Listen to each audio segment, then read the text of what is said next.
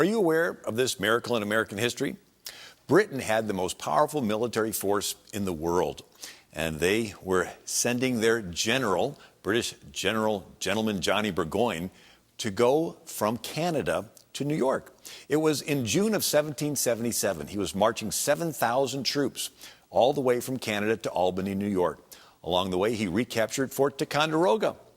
Burgoyne headed down the Hudson River Valley, and he made a treaty with the Mohawk Indian tribe to terrorize the American settlements. The Indians could not tell the difference between an American patriot and a British loyalist. Tragedy occurred when a British loyalist named David Jones kissed his fiancée Jane McCrae goodbye and went off to join British General Johnny Burgoyne. As they got closer to his settlement, the Indians returned one night into camp with all their scalps, and David Jones recognized one of the scalps as the beautiful long hair of his fiancée, Jane McCrae. Yes, the Indians killed her and scalped her. Well, this caused an outrage in the British camp, and this forced General Johnny Burgoyne to tell the Indians to show restraint. Insulted, the Indians left Burgoyne, and he was stranded deep in the New York forest. Jane McCrae's death was later immortalized in James Fenimore Cooper's novel, The Last of the Mohicans. Well, this rallied the American cause, and ranks swelled to 15,000. The British tried to send reinforcements, but they were prevented. As Yale President Ezra Stiles explained May 8, 1783, "To whom but the ruler of the winds shall we ascribe it that the British reinforcement in the summer of 1777 was delayed on the ocean 3 months by contrary winds, until it was too late for the conflagrating General Clinton to raise the siege at Saratoga?"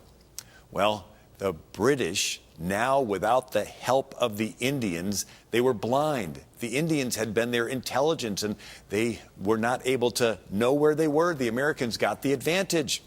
And so the Battle of Saratoga.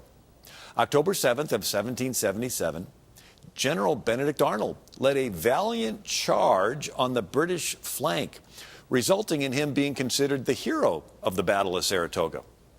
Shortly thereafter, October 17th of 1777, British General Johnny Burgoyne surrendered to the American General Horatio Gates, and over 6,000 British troops were captured. When news of Burgoyne's surrender reached King Louis XVI in France, he decided to join the American cause, which turned the revolution into a global war and stretched Britain's resources around the world, including the West Indies and Europe. The surrender of Burgoyne at Saratoga is considered a major turning point in the Revolutionary War and one of the most important battles in world history. Artist John Trumbull's painting of the surrender of General Burgoyne at Saratoga is in the U.S. Capitol Rotunda. General Washington wrote to his brother John Augustine Washington the day after the victory, "I most devoutly congratulate my country and every well-wisher to the cause on this signal stroke of Providence."